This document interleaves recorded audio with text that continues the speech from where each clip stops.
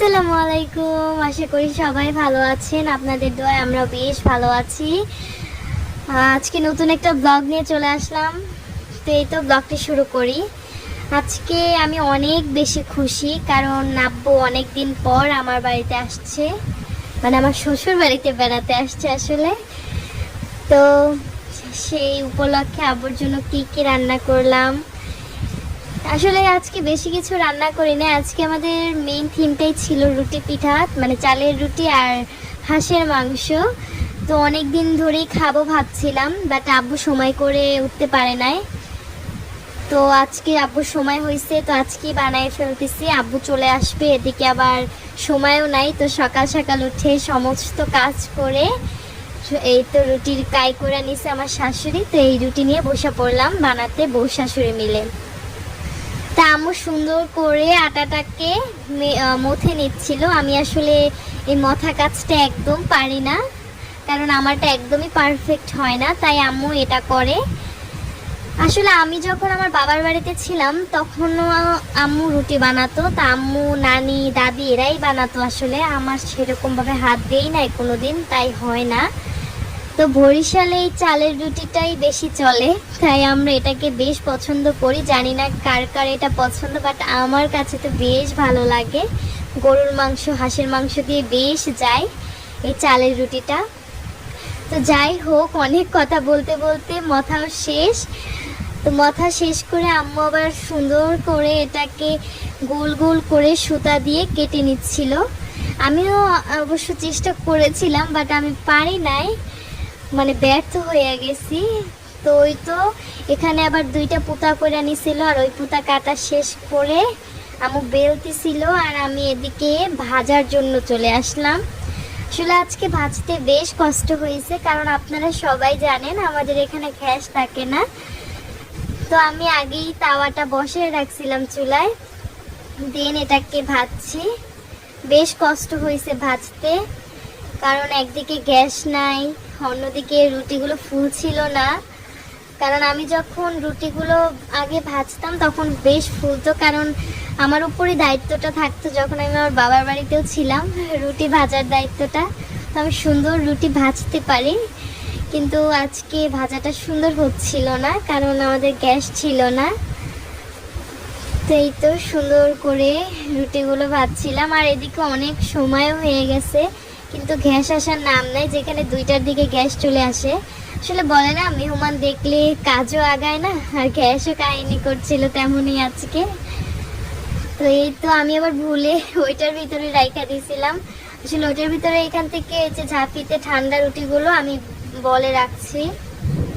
তো এই তো রুটি ভাজা শেষ করে ওদিকে আবার আব্বুও চলে আসছে। তো সবাইকে আমি বসিয়ে দিয়েছি, আমার দেওর, শ্বশুর আর আব্বু এখানে বসে পড়েছিল। ওনাদের আগে খাবারটা দিয়ে দিয়েছিলাম, কারণ যেহেতু বেশ সময় হয়ে গেছে, আমার রুটিগুলো ভাজতেও বেশ সময় হয়ে গেছিলো। তো এখানে আব্বু এই তো নিচ্ছিল, আমি বলছিলাম তুমি তোমার মতো করে নাও। এখানে আবার আমি গ্যাস যখন আসছিল তখন আমি আবার পোলাও বসাই দিছি। এই তো এখানে আবার হাঁসের মাংস রান্না করে নিয়েছিলাম। আজকে আসলে জীবনে ফার্স্ট আমি রান্না করেছি হাঁসের মাংসটা, কিন্তু এতটা যে ভালো হবে আমি কোনোদিন কল্পনাও করতে পারি নাই। আসলে বেশ মজা হয়েছিল, আর সবাই বেশ প্রশংসাও করেছিল, বলেছিল খুব মজা হয়েছে হাঁসের মাংসটা। তো আলহামদুলিল্লাহ, সবার প্রশংসাতেই আমি অনেক খুশি। এদিকে আবার আমার হাজবেন্ডও চলে আসছে, তো ওকে আমি আবার এই তো খাবার বেড়ে দিলাম। তো ও না, আমি আসলে খাবার দিলাম, ও বেড়ে নিচ্ছিল, আমি আবার পাশে বসেছিলাম। ও সবার সাথে খেতে বসতে পারেনি, কারণ আসতে ওর একটু লেট হয়েছে, একটা কাজ পড়ে গিয়েছিল অফিসে। তো সবাইকে আমি তো খাওয়াই নিয়েছিলাম, আর আমি অপেক্ষা করেছিলাম।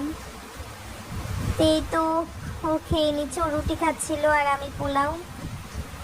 দেন এই তো সবাইকে খাওয়াইয়া দাওয়াইয়া আমার আব্বুকে বিদায় দিয়ে এবার চলে যাচ্ছি ছাদে। আমি সকালে কিছু কাপড় ধুয়ে দিয়েছিলাম, তো সেগুলোকে আনতে যাচ্ছি, কারণ আজকে সারাদিন অনেক পরিশ্রম গেছে আমার উপর দিয়ে।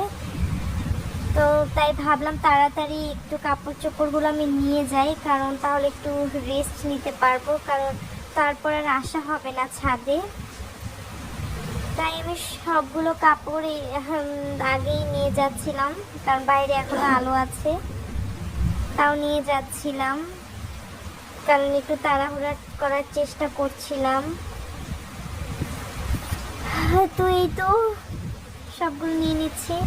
আর এদিকে মনটাও ভীষণ খারাপ, আব্বু চলে গেছে। অনেকদিন পর আব্বুকে দেখতে পেয়েছি।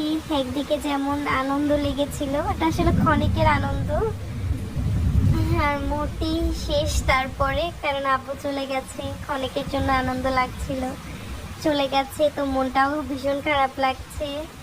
আব্বু আসলে সহজে আসেই না, অনেক বলে কই এনেছি, তারপর এসেছে। আসলে আম্বুর দোকান বাসা এখান থেকে কাছেই, তো আমি যাই বেশিরভাগ যখন বিকালে হাঁটতে যাই। তো অন্যদিকে আবার সন্ধ্যা হয়ে গেছে, ঘুম থেকে উঠে দেখি আমার আবার কালকে কি রান্না করব এই টেনশনে আর ভাল লাগছিল না, তাই ডিম ভুনা করে নিয়েছিলাম।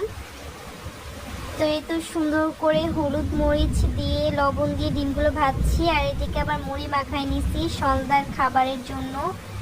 রান্না করতে করতে খেতে আসলে ভালোই লাগে, তাই না? একদিকে রান্না আর একদিকে খাবার খাওয়া। তো এই তো আবার আমাদের বাসায় আর একটা জিনিস চলে, ডিমের সাথে আলু ভাজা। তো হলুদ আর লবণ দিয়ে সুন্দর করে আলুগুলো ভেজে নিচ্ছিলাম। আর আমি মনে করি আলুগুলো একটু ভেজে নিলে হয় কি সুন্দর একটা কালার আসে, আর খেতেও ভীষণ মজা লাগে। তো সুন্দর করে ভেজে নিচ্ছি। আমি আসলে ডিমের সাথে সবসময় আলুটা কুচি করেই দেই, আমাদের ঘরের সবাই ডিমের সাথে আলুটা কুচি করে খায়, অনেকে অনেকভাবে দেয়, আসলে ওটা আমরা দেই না। আমার আম্মু করতো, ওটা ভালো লাগে, কিন্তু এখন শ্বশুরবাড়ির লোকেরা যেভাবে খাবে আমাকে তো ওভাবেই অভ্যস্ত করতে হবে, তাই ওভাবেই দেই সবার মতো করে, যে যেভাবে খায়। এদিকেই তো ডিমটা ভুনা করা শেষ। আজ এই পর্যন্তই, আল্লাহ হাফেজ।